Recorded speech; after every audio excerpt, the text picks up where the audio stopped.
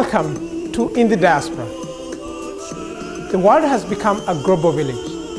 People are leaving their homes and going to other continents and make those new places their home. It has not been any different whether you come from Africa, Australia, America, or even Asia. Everybody is moving from one end to the other one. In this program, we are looking at people who have left, people of African descent who have left their continents and they have moved to Europe and they have made that place or Europe their home. And this is their story. It's full of joy, tears, and sometimes desperation. But in it all, there's hope. This is their story.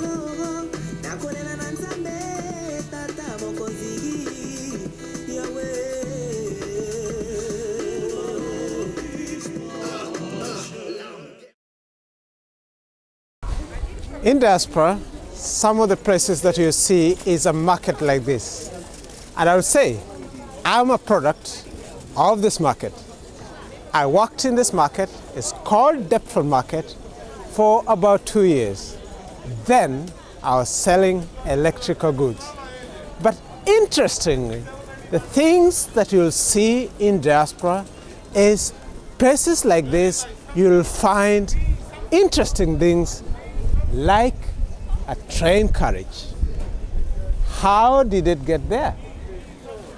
But not to forget that not far, Deptford Bridge Station is just next to us.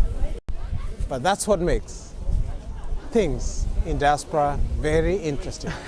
What a story. I'm sure that we go out and look for that man who has raised the children on his own. The stories are out there. Well, we think about it.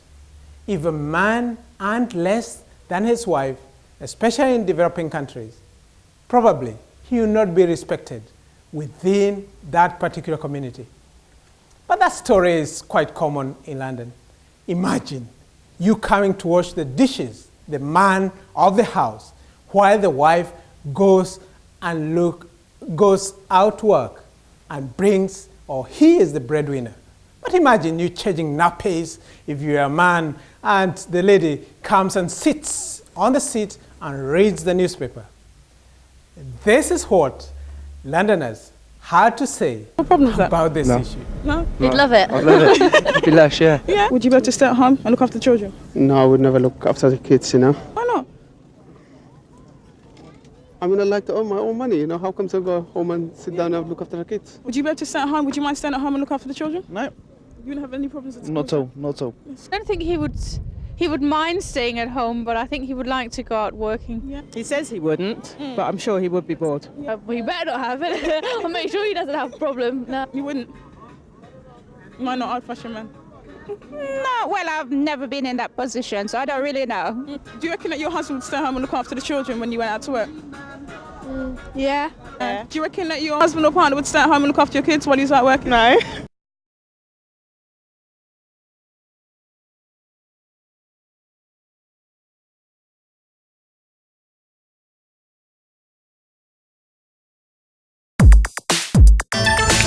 It's new, it's fresh, it's sensational. From the heart of the capital city of Europe. It's the show everybody wanted but never knew it. Recorded live in London, it's the Cruise Show.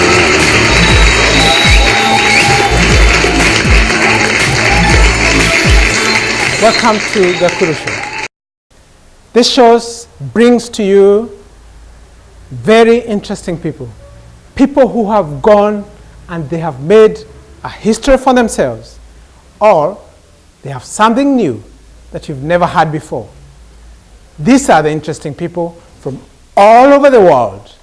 Their success, their struggle, and their way of keeping themselves ahead of the game. Let's hear what they have to say. Welcome to our program.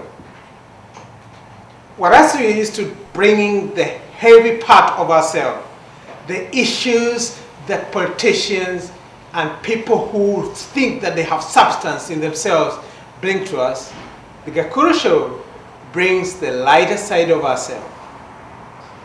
Well, it's sometimes interesting to find that we have witty and issues that we want to just take in an easier way. And this brings with us the issue that we bring today. A politician who thinks that, well, at a time like this when politicians and politics are so difficult, talking about housing, talking about transport, talking about how they are going to improve other people's lives, she'll talk about herself and where she has been. Yet, in her 30s or maybe early 40s, still not married. And with us also is a man who thinks that even when you have a strength and a drive of your sexuality, there are problems that crop up in the bed, and he thinks that he might be able to solve some of these. How about Viagra? Is his type of medicine what we are looking to solve our marital problems? Well, I'm not sure, but we'll find it in the Gakuru Show. So, let's first look and talk to our first guest this evening. His name is Sally. Welcome to our program, sir. Thank you for inviting me. Interestingly, that many of us might be having some problems with our sexuality. I don't know whether that is exactly something that you solve, but is it true that you can solve all the problems that we have in our bedrooms? One can say we can make an effort towards in that direction so that we can actually bring about a sense where one is more able to enjoy as well that experience more effectively and fully. But I was thinking you say, yes, I can solve the problem, rather than saying we can look into that direction, because you've been looking at it for a long, long time.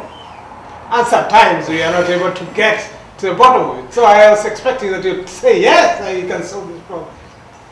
We can't solve the problems. The most important thing what we could look at is really, first and foremost, is that we are, as a people, have got to move into a direction where we understand what is causing the problems to begin with before we start look at the solution. And I believe right now, what is really causing most of our problems in that area is that we have actually forgotten how really certain mechanisms actually affect the performance of ourselves as we enter that experience. It's the Gakuru Show.